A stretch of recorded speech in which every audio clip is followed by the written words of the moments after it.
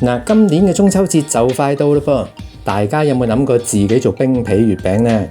如果想知道點樣做得經濟好味又唔嘥料嘅話呢，記得唔好錯過我今日條視頻啦。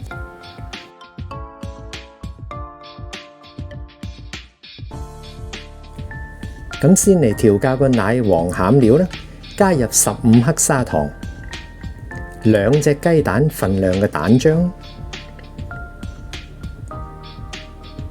20克粟米粉、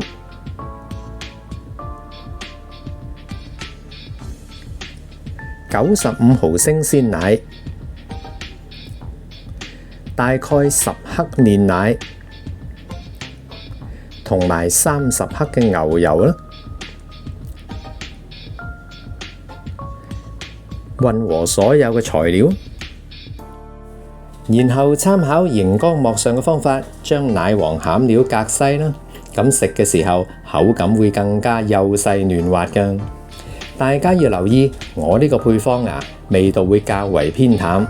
如果大家中意食好甜嘅話呢，就因應自己嘅口味，再加入適量嘅煉奶同埋砂糖啦。水大滾，放入奶黃漿。喺上面加隻鐵碟，防止倒汗水同埋蒸汽啦。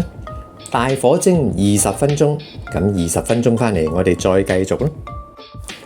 蒸好啦，用隻鐵羹趁熱炒鬆啲奶黃餡料啦，直至啲奶黃餡料到咗你隻手可以接受嘅溫度嘅話呢，戴返個手套，繼續用手搓啦。嗱，大致上就係咁啦。用保鮮紙包好，放入雪櫃，最少雪1個鐘頭啦。跟住預備適量嘅熟糯米粉，用最細火兜炒10分鐘，然後倒起，攤凍之後就可以備用㗎啦。到調校個冰皮材料啦，先加入30克糯米粉、25克粘米粉、15克澄麵、20克砂糖，同埋105克嘅鮮奶啦。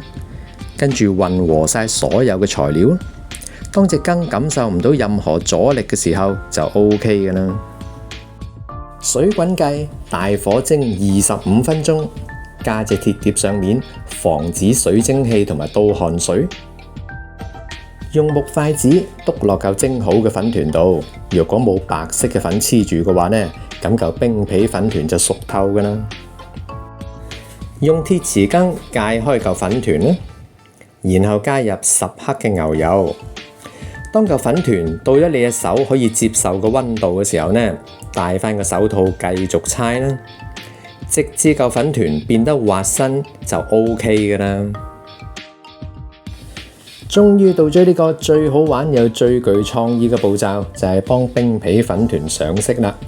坊間最方便嘅做法，當然係買現成嘅食材粉，例如係南瓜粉、紫薯粉或者係菠菜粉。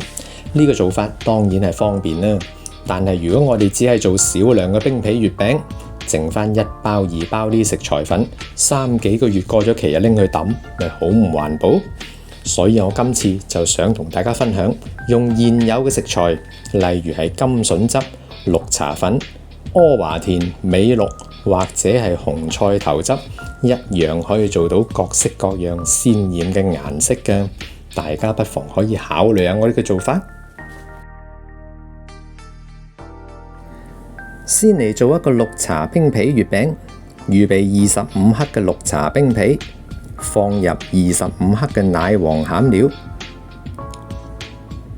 包好搓完啦，然後撲上適量嘅熟糯米粉，放入月餅模具，壓2下，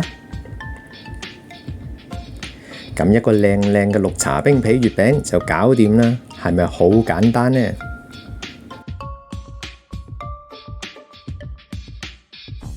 跟住做一個雙色嘅冰皮月餅，只要2嚿粉團加埋嘅重量係25克就 OK 㗎啦。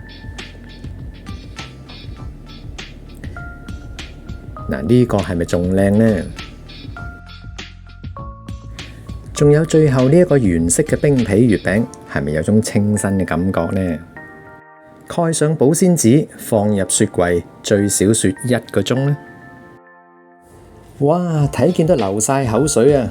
如果大家覺得我今日條視頻好睇嘅話，記得俾個愛心點讚，支持一下細佬，同埋免費訂閱我休閒小生嘅頻道啊！